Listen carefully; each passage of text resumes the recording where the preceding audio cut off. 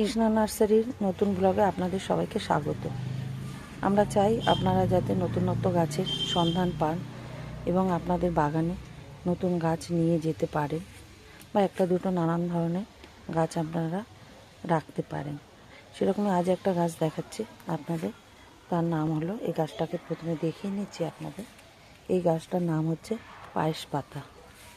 দেখুন,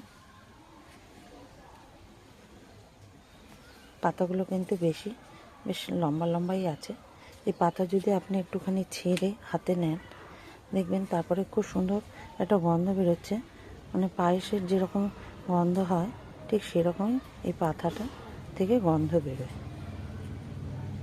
আপনারা যদি ভাবেন যে আমরা এই গাছটা নেব, অবশ্যই কমেন্ট করবেন এবং কৃষ্ণা নার্সারিতে আপনারা চলে আসবেন, এসে আপনারা নিয়ে যেতে পারেন। ভিডিওটা যদি ভালো লাগে তাহলে লাইক, কমেন্ট, শেয়ার করবেন আর আমার এই পেজটাতে সাবস্ক্রাইব করে দেবেন।